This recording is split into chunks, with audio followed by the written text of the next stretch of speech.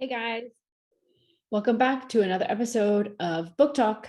We are going to continue to talk about the Custodians. So we haven't changed book yet. There's still so much to talk about and to break down. And I'm actually excited, as usual.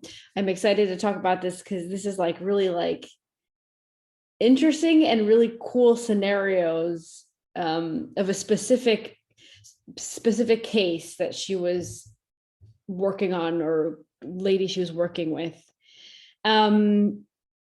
This is the same girl that she just went into another hypnosis session with, the same girl as the last episode we were talking about. And so this individual has had a lot of experiences with aliens from the moment she was a little girl. So it had been her whole lifetime. So there was a lot of things for Dolores Cannon to kind of bring into all the sessions and do quite a few sessions, I guess. And so this was a second session that she had. And, Dolores Cannon was saying that she had to go out of her way to get to her, but that it was worth it. And she was hoping to recontact the original being that she had spoken to through that girl in hypnosis. Remember, like the last episode, I talked about how Dolores noticed a change in the voice and it was like a bit mechanical or like robotic like. And so that's the individual she wanted to talk to again through that woman. But in this case, it looks like another voice came through. And what Dolores was saying was that the voice sounded less robotic, and she seemed to feel and sense that the voice was more like an elderly, like someone older. And so apparently the person that she was speaking to, or the entity or energy or being, I think the best word is being, because it's an incarnated individual, right? Just in another body, in another planet, another race.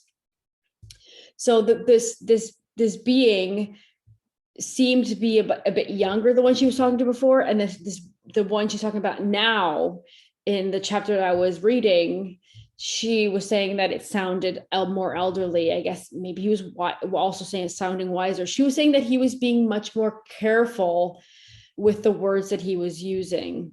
So that must have been her assumption, of course, of the perception she was getting from the wording.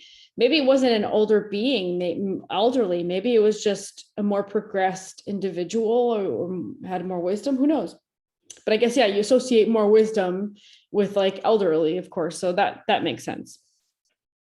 So I'm looking at my notes here. One of the things that I wrote down that I wanted to make sure to talk about was that she was the woman that was under hypnosis. She was saying before they got into the session that no one could like see the UFOs. Like she could see it. It was like up there, you could see it. No one else could see it.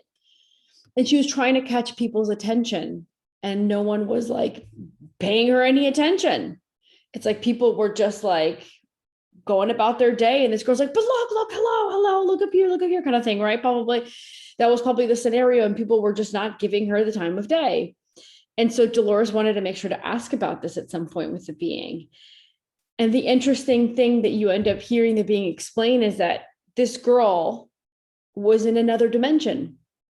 So she starts this pre-process of contact where she seems to know.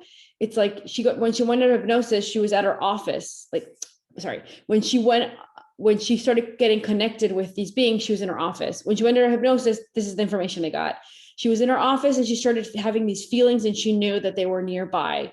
And she was supposedly really wanting to meet them in person, like a tangible way, and to remember it. And so these beings wanted to respect that, and they wanted to give her that scenario. But of course, she needed to leave the office. So she all of a sudden had a reason to leave, and she was going to be picking up lunch for everybody. And so she's leaving, and she seems to sense that she's going to be connecting with these individuals, these beings. And when she starts seeing the action going on, and she sees them up there, she's trying to catch people's attention, and no one's paying her any attention. So what this being that Dolores Cannon ended up talking to, the more elderly one, through her and her vocal cords, what he was saying was that she was in another dimension. And so being in another dimension, the dimension that we live in and we're all here in today, the 3D, they weren't sensing her. They weren't seeing what she was seeing because she was in the dimension they were in. She was popping into their dimension, so she could see them. But then the people around in the streets having their day-to-day cannot see it because that's not in their dimension. And also, they couldn't see her because she had popped into another dimension. Super interesting. So she was able to, thanks to the assistance of them, of course, she was able to pop out of 3D and into whatever dimension they were in, which they didn't clarify which one they were in. But it has to be 5 up. I mean, it can't be 4 because four would be, yeah, and it can't be 4. Like 4 would be something where it's like some people could. I think that some people can still see it in 4. So it must have been 5 up. And so what the individual being that was talking to Dolores was trying to make sure to get her to understand was that they wanted to give this woman the opportunity to meet them in person, because that's what she had asked for. And they have like this great respect for her, and she does really good work with them, for them. And so they wanted to, like, she means a lot to them. So like whatever she asked for, that they want to give it to her. That's what he was making sure to like get Dolores Cannon to understand. So, and like, I remember that we've talked about before, like time is a thing. People like are like, I don't know, 3 hours passed. And then I was at my house and I was like, where do those 3 hours go? Like there seems to be massive chunks of time that the person just loses, or it just disappears from the reality. And so she was supposedly going to get lunch for her coworkers. So, I mean, imagine you're at work and you tell your coworkers go, oh, I'm going to go get lunch. Anybody want anything? And you go, oh yeah, actually, can you get me like a salad or something, like, or, you know, can you get me this soup or something? And maybe you give them money and they take the list of what everybody wants, and you're probably hungry. It's lunchtime. And the person's going to come back with your food in like 30 minutes, maybe, I don't know, depending on where they're going. So you're waiting around for the food. She showed up hours later. To her, it wasn't hours later. To her, it was like she had that experience really quickly, and then she got in her car and she kind of like went back, you know, to the office. It was like she didn't know hours had passed. So when she went back to her office, people were mad at her. I kind of feel bad for her. Like, she had this experience. She doesn't know how this chunk of time left. I'm like, the beings didn't think about the fact that she needed to go back to the office and that she was going to be like coming back with food for people way too late. So I was like, hey, they don't think about everything, do they? Huh? Like, she's having this like human experience where now she needs to explain to everybody. And maybe she even has explained to, they didn't talk about that, but like maybe she has explained to her boss, like, hey, sorry, like I missed a few hours of work. I'll make it up to you. Like, I mean, I don't know if she ever had to have that conversation, but she definitely seems to have had that conversation with her coworkers. Like, oh, sorry, I came back with your food too late. Like, I felt really bad when I like was reading that, because I was like, how did she explain that? What did she say? Oh, sorry, I lost track of time, quite a few hours, and here I am with your lunch. I'm so inconsiderate. I don't care about anybody here. It's all about me. Like, it probably made her look so selfish, and people probably disliked her a little bit, at least that day, maybe more. So that's I mean, that's a big deal for that to happen. So when she got back to work, all that time had gone by. The coworker was mad. I wanted to make sure to talk about that because we keep seeing that. And then that reminds me of something Lorena and I talk about all the time, which we still, with our human brains, try to understand. We know because the Akashic Records say it, which is linear time exists here on Earth, but it doesn't exist for the other races and the other beings. So for those beings that picked her up, maybe it was just like 2 seconds, like a snap of time for them. But for this girl, when she came back into 3D dimension, when she popped back in, 5 hours, 3 hours, whatever hours passed by, and she lost that chunk of time in this reality, which she cannot account for, and she also cannot explain to her coworkers about. Another interesting thing that was happening to her was that when she got back into the office, she was realizing that she couldn't hear. And it took her a while to kind of get her hearing back. And so what the being explained to Dolores Cannon was that when she popped into that other dimension, so she left 3D dimension, and let's say she was popping into like 5D, 6D, let's just say 5D. She popped into 5D and she was meeting up with these beings and having the experience. She could no longer hear like we hear in 3D. And when she was getting back to the office from the whole scenario, she was still popping out of the 5D and dropping back into 3D, which I'm sure is not like a 2-second process. So she was probably slowly transitioning her frequency to do that. How do you change frequency? Like, how do you change dimensions? And I've learned this recently. This was something that I didn't know. What happens for us to go down to a lower dimension is our molecules slow down. It's like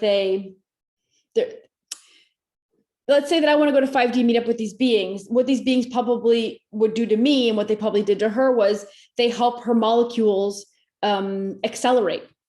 And so when your cells and your molecules are accelerating, you're raising your frequency and you're raising yourself up to another dimension, which is why, like, recently the podcast episode, I was talking about like the kind of food you eat, because all that stuff helps your molecules, your cells accelerate their speed to go up and raise your dimension to another dimension, which is why I say like eating certain foods like junk food and things that are bad for you, and probably sugars and definitely flour and, you know, meats and things like that. Those will make your molecules stay down in a slower speed of movement, of like speed. So you get stuck in this dimension. So we need to change the way we eat, and we need to eat more earth-based, like sun-raised, like plants and things like that, because their molecules are vibrating with the sun, and that will help our molecules speed up and will help us raise to the dimension we want to get to. So what they probably did was they helped her speed up the movement of her molecules to bring her up to dimension. And what do you lose when you leave the denser dimension? You lose that sense, the way that we sense things. So the way we hear, they lose that. The way we see, right? So she was no longer seeing just the people in 3D. She was starting to see the other dimensions. So her seeing started getting changed. And then she couldn't hear 3D, that density of 3D. She could only hear them. So her sense of hearing, the way it was functioning, it changed when she was raising her dimension and her molecule movements or cell movements. And when she pops back down, what the beings probably assisted her in slowing down the movement of her cells, molecules. I don't know if I should call it cells or molecules. I'm just saying molecules. Helping her slow down the movement of her molecules, so she starts dropping back down into 3D. And then I'm sure that her like hearing starts slowly also coming back into its normal function, but it's probably a process because the cells need to start slowing down. And so your ear and your hearing needs to start coming back to its old awareness, its old way of hearing. So that for me was a confirmation of what I had recently discovered about how we raise frequency and how we drop down into density, right? I'm just checking to see what else I wrote down. Oh, this is really interesting. She wasn't just the only one that went to the 5th dimension to meet up with them. Apparently, they took her car and her with her. And so Dolores Cannon was trying to understand, like, why would you take her, this girl, and the car? Like, why would you just take her? And so what the being was saying was, like, if we left the car, like, they just leave the car and they take her. They speed up her process, so she goes to 5D, right? Like we were talking about just now, but they leave the car. And so what the being was saying was, like, then we're going to have a scenario where the cops are going to come in and people are going to be looking for, you know, they're going to find the car on the highway with nobody in it. It's going to be highly suspicious. There might be a whole scenario where the cops come in looking for her, and there's like, now there's a missing woman, and it's too messy. the beings need to be like not perceived in this reality, or who they're working with and what they're doing shouldn't be kind of like the point of focus. So they decided that the best way to get around that was to take all of it, take the car and take the woman. So obviously they can speed up the molecule, or, well, is it cells? Would a car have molecules, cells? I don't know. The components of the car, I don't know what you call it. The components of the car, it's the same thing. It's material form. All the components it has, it's made up of like mass like us, that's sped up. The speed of it sped up as well. And then that car in this case can raise up to the dimension that she was also being raised up to. And so Dolores is like, how do you fit a car? It's like, just, that's it. All you do, it's different because it's like space and time work different, right? So the space that a car takes here in this dimension, it's different how it takes space up there. Things function differently. So it's not that big of a deal to grab like a car and just like put it into 5D with her and just pop it to where they are, right? So it just seemed to be like a normal Tuesday for these guys. Like, let's just grab the car and the girl and let's just put her in 5D. We'll meet up with her, and it will be a nice encounter. So that's something that you don't expect. And when Dolores Cannon asked, like, okay, great, the scenario you're playing out here so that you guys won't leave the car to be found by like the police and suspicious activity, but you're making a car and a whole entire car with somebody in it disappear. How is that not suspicious activity? Because someone's going to see it disappear. There's people around all the time, right? And so what Dolores got as a response from the being was that, yes, there are people that saw it, but they're made to forget. So they're going to be forgetting what they saw. So at some point, someone was driving down a highway and saw some woman's car disappear into the abyss. And you're like, imagine you're driving down the hallway, you're the person behind them, and you see them disappear. You go, what? Like, you just can't, it's insane. You can't believe it. But somehow the beings are able to make it so that all those that were seeing it don't remember it. But then I thought to myself, isn't it easier for them to just cloak her in the car so that maybe the car stays there and she raises dimensions, and they just cloak the car and the car is never seen on the highway, and the car is not seen like still standing being there on the highway? I don't know. That's what I was thinking. But hey, I'm just the normal Joe down here trying to figure this out. And these beings obviously know their technology and how they function and what works better than me. So I was just thinking about that. I'm like, why don't they just cloak? Because I don't know if you guys knew this, but sometimes you'll look up at the sky and they'll be like, you'll see clouds. Oh, it's just clouds. But actually, a lot of UFOs or a lot of like alien beings use a process they call cloaking, where they'll either make their ship look like something that's normal for us in the sky, like a cloud. So sometimes you'll be looking at a cloud and you think it's a cloud, but it's actually a cloaked UFO. So they're actually here with us all the time. We're just not able to see it.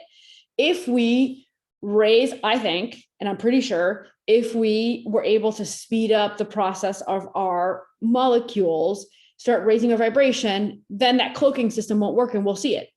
We'll see it. So we can have someone right next to us who's not able to, let's say I work really hard and I start having the perfect food process, and I'm really taking seriously. I'm getting out of 3D as best I can. I'm going to start popping into 4D. I'm pretty sure once you start popping into 4D, you'll be able to start picking up on these cloaking things more. But the guy next to you who's in 3D still, I don't think he'll see it. He won't be able to perceive it at all. I think it's just hidden from people that are not ready to see it, and who are the beings that are not ready to see it. It's us 3D.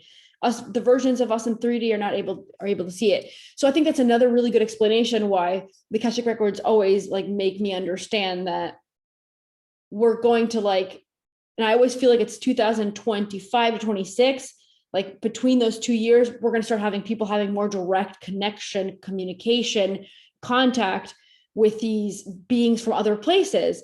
Because I think that people by then will already be those that have been taking it seriously, have been taking care of themselves, have been learning as much as they can, have been trying to process all the spiritual stuff. I think those people are going to start slowly coming out of 3D, walking into 4D. And maybe if they do a really good job, starting to progress in 4D to start walking towards 5D. So it's not like a snap of a fingers, like I always laugh and say, people are like, oh, keep calm and we're going into 5D. Like, no, not everyone's going to go into 5D.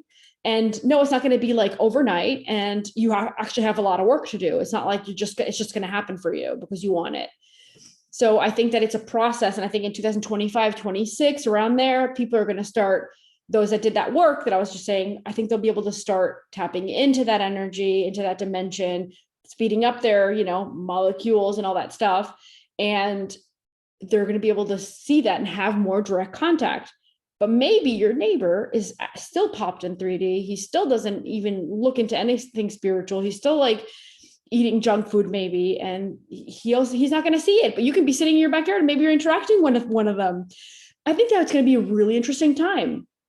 Like an era where, let's say in the future of Earth, we're like in 2000 years, all of us are in 5D and all of us are having interactions, then that's normal for everybody. But imagine the era and time where we are in it's so specific to this change, where you're going to have a moment where a big chunk of individuals on Earth are still in 3D, and a smaller chunk of individuals have started progressing, and we're living two different, complete different realities. Where for one individual, they're still questioning if alien exists, and for another group of individuals, you're already having the encounter with the beings and getting information from them and possibly creating relationships and interactions. It's insane. Like, it's so cool though. It's crazy to think about it, but I think that it's really cool as well. It's a specific time when we'll never do this again on Earth. Maybe there's other planets and other galaxies that will go through this, but right now, my big feeling is that in this current, at least solar system, we're the only ones going through this right now. So we're the only beings going through this process of like passing to another big, like the big leap of going on to the next like dimensional steps and expansion levels as beings and souls. And in this galaxy, I don't know if there's other planets that are going through us. I really think that for our current kind of like closer galaxy scenario, it feels like we're the ones that are the denser ones. We're the ones that are going through that step right now. But other beings have gone through it. We're not the first ones to go through it. It's just that it's happening here. And this is a very particular place. Earth is a very particular, we have a lot of, it's like, what's the word? It's like a stew. This is like a stew of so many different races and beings all merging here. DNA's mixing up. Like, we don't just have human DNA. We have human DNA with, DNA from other races and stuff. And so this is a very particular scenario for the galaxy in itself and for the universe in itself. So it's pretty amazing that we're getting an opportunity to do this. And for those that are waking up and wanting to take those steps, we're having a unique experience as souls that we may never have to do again. And we may never have the opportunity to do again. But like, you do it once, of course, what are you gonna do it 20 times? We've gone through the heavy density and we're progressing on to something more, right? Okay, I want to see what else I wrote down that I might have missed. She was in more than one dimension. Yep, we talked about that. Oh, so she was, Dolores Cannon, when asking like, what else is like a scenario that they do so that people aren't found out, like, that scenario with the car disappearing with the girl, like, so that they wouldn't find the car missing. It didn't become this whole like investigative thing. What is other things that she's seen is people are like, I was on the street and there was a case that Dolores worked on before this chapter where she was like, what's going on? Nobody's on the street. The girl was like, there's nobody on the street. And so the being was saying that that's another scenario that like, the person will be in another dimension and they'll be actually tapping into the dimension of that being that they're about to have an interaction with. And to them, they're walking down the street and they're like trying to find someone and they don't see anybody around. And that's because those people are in another dimension that person's already progressed onto the higher dimension. And so there's nobody on the street because there's nobody in that dimension on the street. But if that person was to drop back down into 3D, they would probably see a bunch of people walking around the street, going about their lives and things like that. So that's another nice signal or interesting signal that like you're tapping into another dimension when you're not bumping into anybody. Like, where's everybody? Like, I don't know. It's like 12 o'clock on a Monday on like a busy street in a city. Like, where is everybody? There's nobody here. It's weird. And so that was another scenario that the being was explaining, that it's just that it's not that there's nobody there. It's that there's nobody there in like 5D, but there is a lot of people there in 3D. And so that's another really good indicator that you're tapping into something else. Like, where are the people? Like, what's going on, man? And so I guess they take that person into the 5D so that they're not seen and perceived, and then they can have an encounter, and that encounter can happen and no one can perceive it. And there's more than one scenario where Dolores found something similar where the person wasn't perceived by anybody else. There was one case where there was like a guy on the side of a road, and he stopped and he got out of his car and he was looking up and he was seeing like a UFO and this whole scenario going on. And he's like trying to wave people down. There was a car passing by and he was going, look, stop it, trying to stop them. And like, look. And the people just whizzed right by him. And the guy was saying, like, this is like a farm-like road. If you stop, usually people will stop to be like, are you okay? Do you need any assistance? Is your car working? Are you okay? And so it was really weird to the guy that a car passed by, didn't even check in on him, but aside from the fact that he was waving them down. And so for him, it was really weird that they went by and they didn't stop. And so that's the explanation for that. He wasn't being perceived by them because they were in 3D and they were only seeing 3D stuff. And this guy in his car seemed to not be in 3D. So that explains that perfectly. So I guess, guys, if one day you stop your car and no one sees you, I guess look for the UFO, because you're no longer in 3D. You went somewhere else. I have to say, this book is just like, wow. I'm like, it's just, it packs so much. And I keep hearing about, the other books that Dolores Cannon did, that everyone's like, oh, you have to read this one, you have to read that one. So I feel like this is just the beginning of me on a long path of me reading these books and talking to you guys incessantly about it. But I love it so much. There was something I was going to say. I want to see if I missed anything. Oh, multidimensional beings. This is a really good way of us to tangibly understand how we're always being told we're multidimensional beings. We're multidimensional beings. When you go to sleep, you astral travel and your soul does other things. This is the perfect tangible explanation for us to understand and see that we are multidimensional beings. We can be 3D, and then an hour later we can be 4D, and then an hour later you can be 5D, and then an hour later you can go right back to 3D again, and then maybe 5 hours later you go to sleep and your soul goes and astral travels somewhere, and you're still having that experience, even though it's not your body. In this case, it's your other body, your astral body having experience. We're multidimensional beings. We can have experiences in so many dimensions. And so this is a perfect reminder of the amount of abilities we have that we're not tapping into.